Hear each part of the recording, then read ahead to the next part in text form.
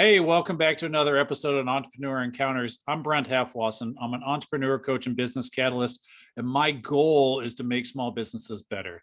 You're going to love the episode we have queued up for you today. I had the privilege and honor of meeting Angela Quigley just a few months ago at another event I was doing, and I was really impressed with the business she's put together and the focus that she has. As a coach focused on the city of Milwaukee, I love someone with a name of a business called Married in Milwaukee. So Angela is the co-owner of Married in Milwaukee, and she and her husband founded it. I think you're going to love the story she has to tell today. So Angela, welcome to the show. Yeah, thank you so much for having me on. I'm really excited to have the ability to tell my story, and I'm very grateful for that. Awesome. Stories are super important. So why don't you tell us about yourself and your business? Yeah, so I co-own a company called Married in Milwaukee, and I co-own that with my husband. Currently in our 10th year of business, which is pretty exciting. Yay, I can give Whoop, myself a whoop, little whoop. clap for that. Yeah, and I think a lot of people like to know, well, what did you do before starting your business? And so I like to say I'm a recovering CPA.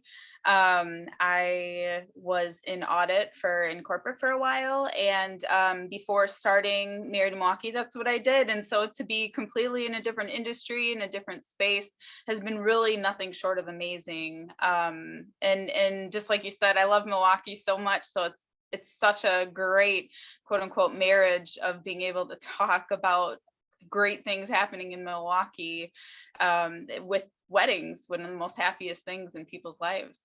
Absolutely. And you focus on the wedding planning aspect, correct? Yeah, so the best way to explain what we do is that we're an online wedding publication, or an online media company in essence. So that's where it's interesting talking about our industry, because we both are in the wedding industry, but also more in that online publishing role. So that's the best way to explain it. And so we don't actually plan any of the weddings; we more just write about them. We have about 130 local companies that advertise with us, and we call those folks our Married in Milwaukee family members. And so we promote those folks and connect our audience of engaged couples with vendors that can help plan their wedding. Awesome. So why did you want to become an entrepreneur? You've been in this for 10 years. That's a serious milestone in entrepreneur years. That's probably like 70. So, why'd you get into it? Yeah, so that's actually somewhat of a funny story. I would say I was not necessarily entrepreneurial minded before starting Married in Milwaukee. My husband has always been entrepreneurial minded. He comes from a family of entrepreneurs that have owned things like bars and restaurants, gaming equipment sales, all kinds of different things. So he's always had that bug. And I tell the story of when I was pregnant with our son, who is now 11. My husband was talking to him inside of my belly, and we would say, "Hey, baby Quigley." And so he would say, "Hey, baby Quigley, I really want to start a business that I can leave to you. And, I can't wait to like do stuff like that." And I remember in my head sort of being like, "Oh, why can't you just have a stable corporate job and just be happy with that?" And I didn't say that out loud, but I kind of had that thought in my head.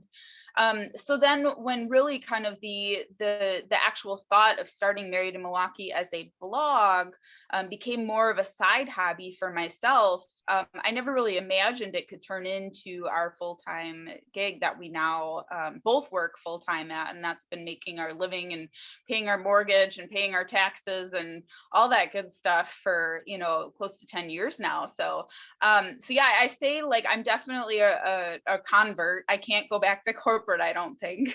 But gosh, like I'm so grateful for now owning my own business and having that flexibility, and doing it with my forever person. So, which is a whole nother probably topic to dive into, and could talk for hours about what it's like to work with your spouse, but it's been really great for us. A separate show, and probably a very good show to do that.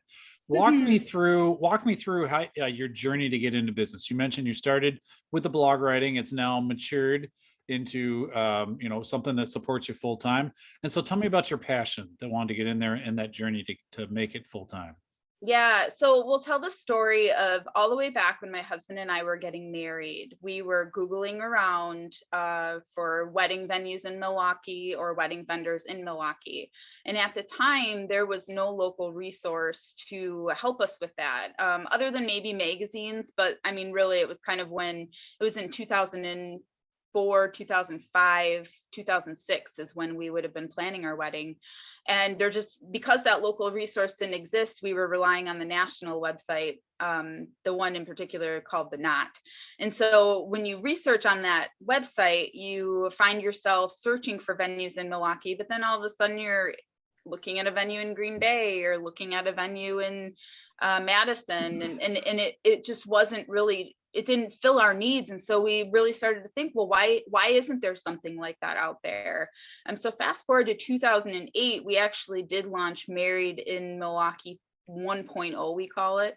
We launched it as a social networking platform, and that was right when Facebook was coming out, and kind of getting a lot of traction and things like that. So, and Greg and I were both working full time, so we didn't put a lot of time and effort into it. And long story short, we kind of sat on that for a while, didn't do too much with it. And then fast forward to 2012, which was a little bit after the time I had passed the CPA exam. And if you know anything about that exam, you study for it for forever. Like, so I had a plan of, I studied 20 hours a week for a whole year so that I could make sure to pass that exam on the first try. I didn't want to have to go back and take it again. So when I did pass it on that first try, I then had 20 hours a week that I was like, well, I don't really want to just replace this with sitting and, on the couch watching TV. So then I had asked my husband, Greg, to redo Married in Milwaukee into 2.0 in more of a blog format. And so I started blogging more, as a hobby of just something to do, and then carved those nights out of my week of when I would work on it. But the best part is it really gave me this amazing platform to just reach out to locally owned businesses and talk to them and have a reason for them to want to come and talk to me.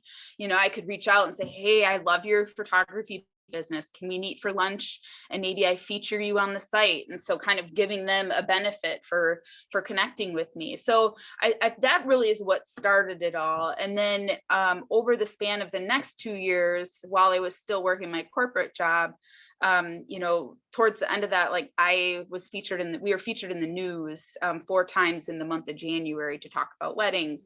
So right after that is kind of when we started to make some big decisions of, well, if I don't leave my corporate job, we can't take the business to that next level. I can't meet with people. I just don't have the capacity or time to do it. And so, and I kind of acted as more the salesperson. And so it started to be like, well, I think it's time to really quit. So it was really great being able to go into my boss's office and tell her, give my notice right after we were on the news. It all made a lot of sense. The pieces all fell into place. And then I left my corporate job. Wasn't making the money we needed to at that point, but knew that the potential was there. So you mentioned there was a money differential, and you've got family at this point, you've got kids. Yep. What type of choices did you have to make? What type of trade-offs did you have to consider before you made the move to go full time?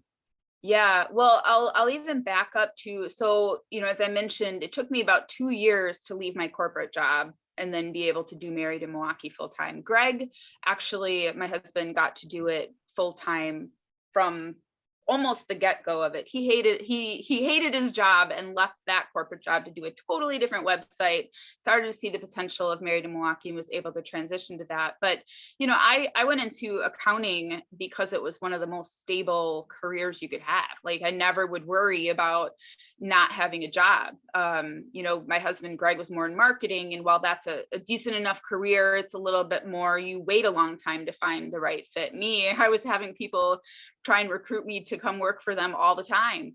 And so I think some of those scary things of having that mentality of the safety of a corporate career, things like, well, health insurance, what are we going to do for health insurance? So that was definitely scary. Again, you mentioned we had our son at that point, and, leaving your corporate gig when you need health insurance for yourself and your family, that was difficult.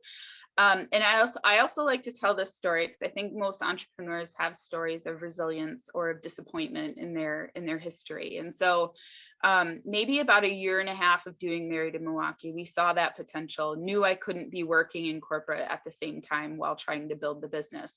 So we actually presented in front of a group to obtain some capital, so to obtain some funding to kind of bridge us in that period of time so I could leave corporate and then work hard at the bit to grow the business.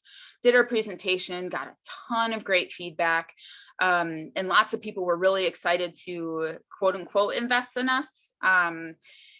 But long story short, we did not get that funding. And I remember being devastated. And I remember just being really upset and crying and just trying to like process all that.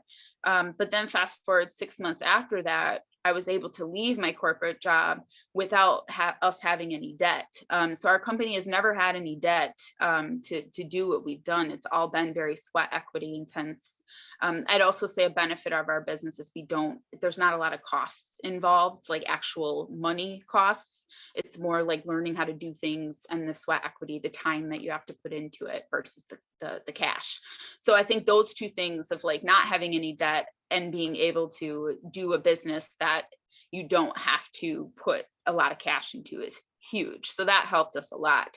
And then as far as health insurance, I'll just give, while I don't really think it's Affordable Care Act, I don't think it's all, the healthcare is all that affordable. We were grateful that that existed to help us find, or at least have that option of stability that we knew health insurance would be there for us.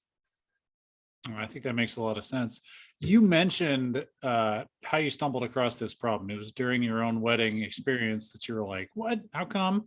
How did you validate that others have the same experience? Because many entrepreneurs or many aspiring entrepreneurs say, this is a problem I faced. Everyone ought to face it. I'm going to go fix it. And it turns out that maybe it wasn't a problem worth solving. So how did you figure out it was a problem worth solving? Yeah, I think a lot of it was, at that time too, the Knot was really a front runner, the national wedding website. And so I definitely think, that helped to validate two things: the fact that people were online, young couples were online looking and researching their wedding and trying to find local vendors, number one. But then number two, it also validated that there was a market for vendors who wanted to advertise their services online. And that's something that I have when you mentioned a question about advice I would give. I feel that's a huge piece of advice. You have to validate not only the thought that there's a need, but then is there a way to make money off of that need? Because those are two distinct things. And there could be an absolute great need. Here's an app example, and it's a little veering off topic, but I wish there was an app that was kind of a vacation mode for your phone, where it was like it shut everything off on your phone except maybe 3 phone numbers that you needed it, or if there was some kind of, some way that you could identify an emergency, but then it prevented you from being pulled into the addictiveness of your phone while you were on vacation. And so I think it's a great idea. Again, there's a need, or I think there's a need, but how would somebody be able to make money off of something like that? I think apps kind of fall into that sometimes. It's like, yeah, there's definitely some great app ideas, but how do you make money?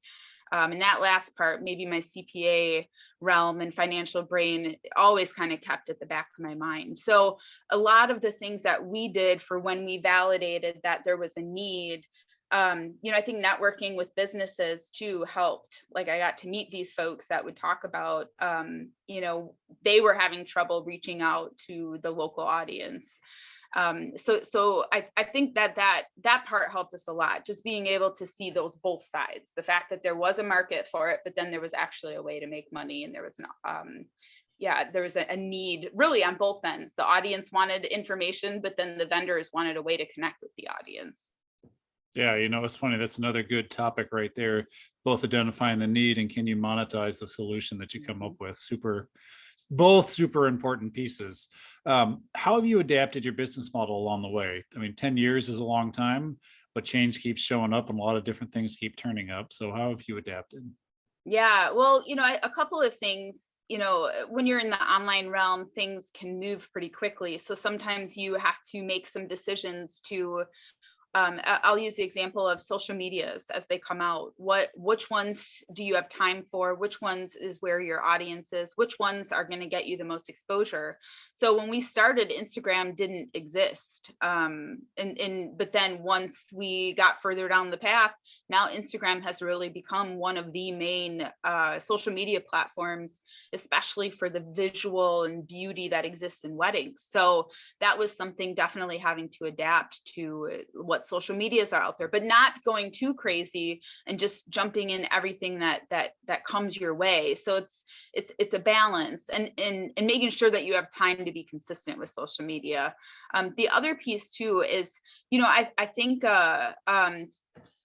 when we started, maybe about 2 years after we were into our business, we would host these events called bridal networking nights. And if we were to do those again today, we would rebrand them as wedding networking nights, which is a whole nother, I can touch on that topic of like the inclusivity is something that's really changed over the span of our business. But we used to do these events and they got really successful. We did about 8 of them. And they would draw 300 people from couples, engaged couples and vendors, and they would come and network in a space and do business that way. Ended up being really successful. We made money off of them, enough money that we knew, it was a good idea. And so we had the revenue model was all there, but then they just started to almost get out of control as far as like what people wanted to do with them, or how vendors were like, oh well, you should do this and you should do that, and let's make it a photo shoot and let's do this, and we started to not like doing them. So it really, and that's another example of like, well, as an entrepreneur, I'm turning down this because even though I know it makes me money, but I really, really don't like doing it. And so I think that that's another thing where we've kind of morphed, where we've refocused our online presence versus trying to worry so much about events that bring couples together and vendors together, even though that idea was amazing. Now we just more focus on doing a lot of vendor networking events. We do those about quarterly. But so like that, those are some examples of, you as an entrepreneur, you get to make those sometimes difficult decisions, but we got to say, hey, we don't want to do these events anymore, so we're not going to. And that was that's very freeing. Yeah, I think that's a great example, because at first you would think, and actually it was successful, it was, hey, these are actually Milwaukee focused folks, not people coming from out of town, or you call this phone number and it routes you down to Chicago. But when it becomes unwieldy and difficult, it's a great place to be as an entrepreneur, to understand from a mindset, sometimes saying no is the best thing you can do for your business. Absolutely. I think that's key. And I think it's somewhat of a tip I would give. I think entrepreneurs get pulled into the shiny object syndrome sometimes, where we get really excited about all these things that we could do with our business, all these different angles and revenue models that just kind of swim through our heads. And I think you can't do it all, and you shouldn't do it all, and narrowing your focus to something that you're going to, number one, enjoy, and then number two, make money on, that's key. Absolutely. How do you stay on top of your industry? There's things actually, sorry, before I even get there, I want to go back to, you mentioned inclusivity, and that was an important piece of yours. And I noticed it as soon as I hit your website. I was like, this is clearly focused on making sure that you can reach as many possible customers. So tell me how you moved that direction. Yeah, when we first started, the wedding industry has traditionally been a very whitewashed industry. It was, the most beautiful, traditional white couples, heterosexual couples, is who would be featured in magazines, who like we were running into when we first started. That's the imagery that vendors would send us. Those are the couples that photographers would want us to showcase on our website and on our social media. And so if I'm being completely honest, I think I'll tell a very vulnerable story. So we had a vendor that was part of the Married in Milwaukee. It was a Black owned vendor, and they kind of called us out, looked at our Instagram feed and said, I just happened to do a scroll through your Instagram of the past, 3 months, and you featured one couple of color. And that was at first, like hearing that, it was really kind of shocking, and you get butt hurt, like you get a little like, oh, damn. And so I think as that person, kind of triggered us to look at things differently. That was probably 6 to 7 years ago. And inclusivity and showcasing that takes a lot of time, a lot of effort. But I think it really transformed us to be way more focused on showing all couples in love. And I think, that means all couples of like heterosexual, homosexual couples, same-sex couples, heavier couples, thin couples, tall couples, all those different things. It's made me more focused that as I look at what I'm going to post on Instagram and what we're going to try and use as headers, what we request of our photographers, we put emphasis on showcasing diversity of all couples in love. And now what's been kind of great to see, and it's a part I probably didn't mention, but like with our business model, we are expanding to other markets, and we currently have Married Orlando and Married in Palm Beach are up and running, and women are down there running those. And I think we've kind of those values have spread to those markets as well. And in fact, our Orlando woman just sold an ad, and it was because the vendor noticed that she was being intentionally inclusive. So I think like, because I got called out and was able to sit on it for a while, but then use that call out as a way to change what I was doing and grow in, I feel like it's caused us to be leaders in this space. And now it's something that people definitely recognize, which I think is great. So my hard work is like getting recognized, but I would also say it can always improve. There's always room to grow, which is also kind of exciting. Thanks for bringing that back up, because I did want to touch on that. Yeah, no problem. It's one of the pieces you mentioned, that continuous improvement. We're not going to reach perfection. We should maybe aspire that direction, but it's about the progress that we're making. Are we a little better today than we were yesterday? And that needs to be our goal.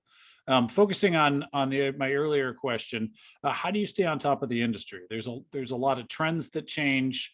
You had COVID that impacted you. Like, how do you stay on top of everything to make sure that your business is the best it can be? Yeah, and that's where partnering, how I stay on top, or how we stay on top of the business, with something I love doing, and that's networking and connecting with people. So I love being able to meet with all these small business owners that are in the wedding industry, being able to hear their stories and hear on the ground floor what they're hearing and what they're experiencing with some of their couples. So I think that has been really great. And it's probably one of the favorite parts about what I do, is getting to meet all these small business owners. On the aspect. So that's how I stay in tune with the wedding industry. I do attend some, professional networking type events, and there's some organizations that exist relative to that. But I to be honest, I think we've really become almost the leaders in the industry. And so I find that gathering information from lots of folks helps to, I think we kind of set trends related to weddings, especially in the Milwaukee market. As far as like the publication aspect and being an online publication, that can be challenging to stay on top of, because again, there's shiny object syndrome. You could read hundreds of articles telling you things you should do different, social medias you should start up, should you be on TikTok, and all those kinds of things.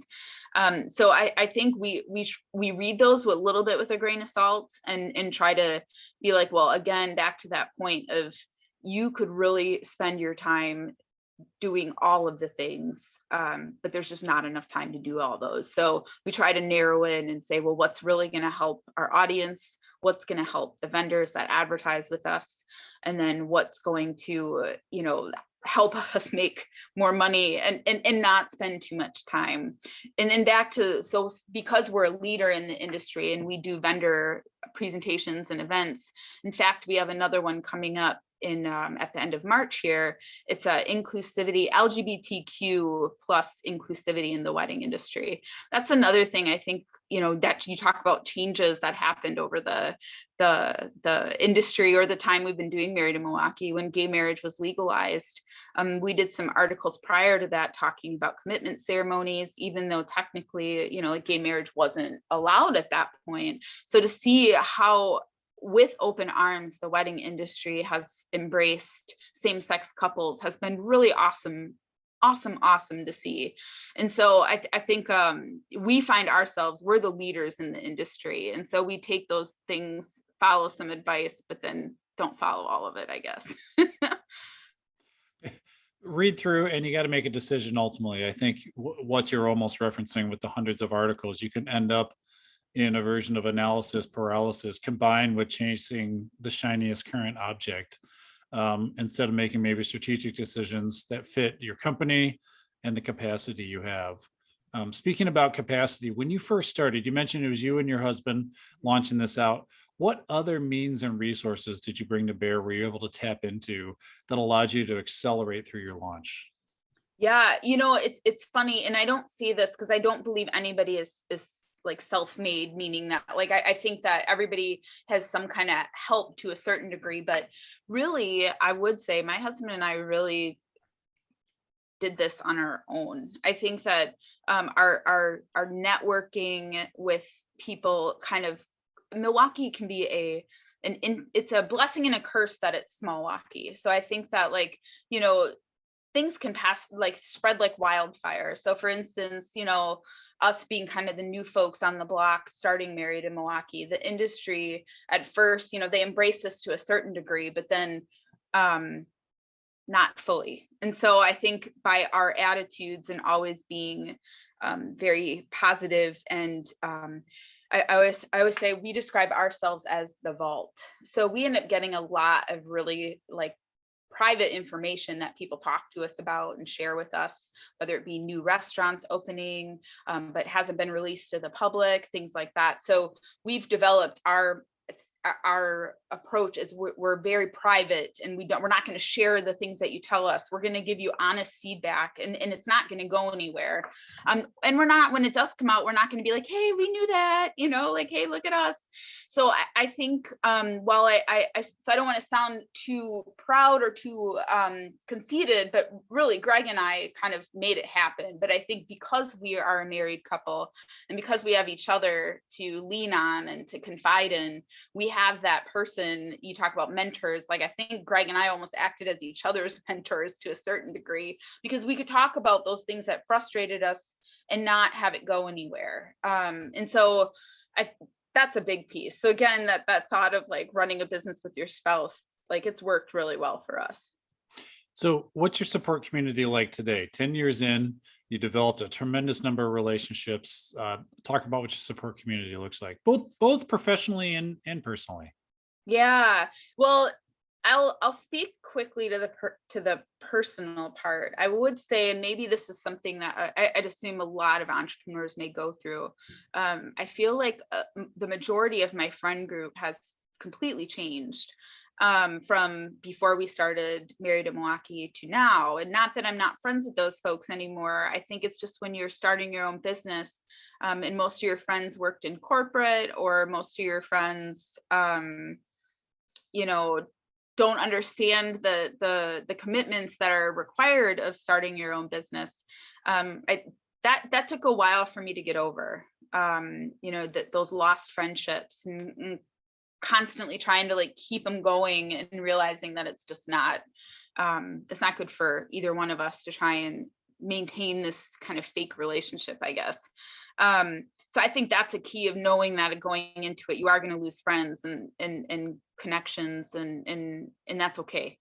But I would say now my network, has been, I've been trying to be intentional with making my network be diverse and of all different types of people. And because of what we do, I've been able to do that, meaning that like I can basically, I don't want to say sound haughty either, I can reach out to anybody in Milwaukee in essence and find a reason they might want to meet with me.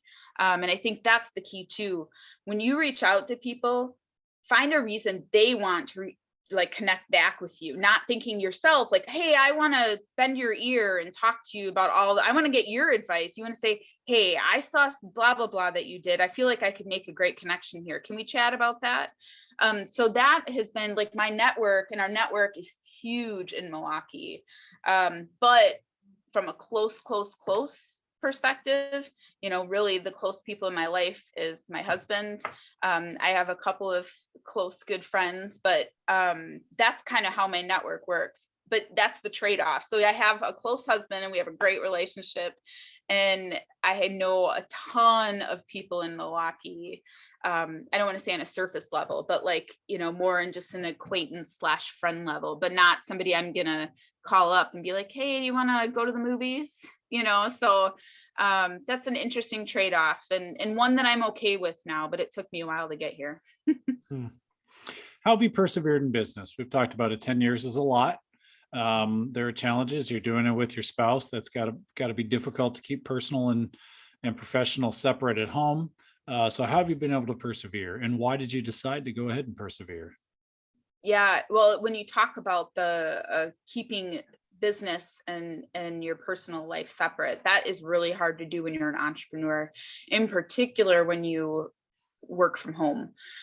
So I think, oddly enough, having a child helped to set boundaries where it was like, okay, well, we're shutting down at 5:00, meaning I'm not checking my phone, I'm not checking my email, I'm not working on anything until I'm back at work the next morning. So I think that helped to persevere beyond kind of that letting your business take over your life. Because I'm sure Brent, like if you could work for forever, meaning there's always something to do. There's always something on your to-do list that you need to get done, and it's always going to be there for you tomorrow. And so I think being able to separate that has helped us with our business. I'd also say my husband is huge into work-life balance. So he has really saved us from doing a lot of those shiny objects and syndrome type activities.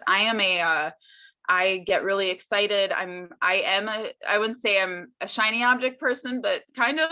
I definitely get pulled in directions or get really excited about all the cool ideas, and I think that I'll bring it to Greg, and Greg will kind of be like, well, how much time is this going to take us? Where are we, and those types of questions are so helpful to ask yourself, because otherwise you just start to lose your focus, and then you're not making money, you're working too much. So I think keeping those boundaries of work-life balance is huge. And I don't like the hustle culture. I don't like, the people that, will talk about how much they work or how many hours they were spending on the business the night before. I really don't even care to hear about that. And I'd say in business, sometimes you encounter those moments where you have to work extra hard, but you need to make sure there's always a light at the end of the tunnel, so that you can work really hard, but then be done with that hard work. And then you can kind of go back to a more normal, acceptable state, so you don't burn yourself out. Yeah, don't make that a badge of honor that you're always working extra hours. So time to wrap it together, I think. Tell us about your brand as we hear about all these things, and how do you want your customers to perceive you? It's a little bit of commercial time. Yeah, I'd love to take this time to talk more about how we're trying to expand to other markets. Right before the pandemic hit, we were featured in Journal Sentinel about our expansion plans and wanting to have Married in Your City take off and have what we do in various other cities and partner with licensees in those markets. So I'd love to just say that if there's anybody who's watching this that might know of somebody that would love to do what we're doing, AKA write a wedding blog, do social media, make connections and relationships, and become the face and the expert in your local community related to weddings, we'd love to talk. I think now that the pandemic is starting to wind down a little bit and transition to that endemic phase, we want to jump back into that moment of how do we expand to other markets. So, and I'll say the best way to do that is just go on marriedinmilwaukee.com, and on our contact form, just shoot me an email if you or somebody else that you know is interested in starting up one of the cities. And we're looking for cities that are Milwaukee or larger. Awesome. Angela, it's been a true pleasure to have you on today. We've certainly learned a lot from you. I appreciate the insights that you've shared along the way and we'll definitely have to make another show around how to incorporate spouses. But I particularly appreciate how you articulated the choice that you have made very specifically, whether it's choosing not to work a lot, whether it's choosing to be inclusive, whether it's choosing not to focus on the next shiny object. It is one of the key mindset features I think every entrepreneur needs to have. We have the power of choice, and we need to choose in order to be successful. So again, we've been talking to Angela Quigley, the co-owner of Married in Milwaukee. Do reach out to them if you have some leads and opportunities and are interested in expanding one of the franchises to another city here around the country. So this has been an amazing opportunity. If you want to continue to get to know more entrepreneurs, I want to invite you to join us Wednesdays, 4:30 Central. We host entrepreneur encounters where we gather together other entrepreneurs and just give them an opportunity to be able to give updates, share where they're at, troubleshoot some challenges, share with other folks, make connections you otherwise wouldn't have. If there's something you picked up here, networking is critical, and it's a feature we don't do very much, but being an entrepreneur is so different.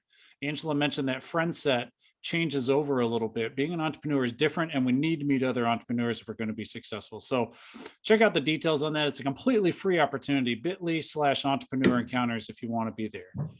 Just like Angela mentioned, I'm not a self-made individual either. I had people help me along the way. So Andrew Feller has done all our photography. Buckethead Creative handles all our graphic arts. Charlie's Music Factory and Chris Crane will do our music on the way out. And Megan Bruzan Consulting has helped me both with my initial website and getting initial podcast up and going. So if I can help you in any way, I'd love to help you figure out how to make your business better. I want to focus on entrepreneurs and owners who really want to grow their profit and accelerate your business. If I can help you, bit.ly/coach with Brent. Let's set up some time. Let's talk. Again, I'm Brent Halfwasson, business coach and entrepreneur catalyst. Love to have you on the show anytime, and we'll look forward to seeing you next time. Take it out, Chris. Come on.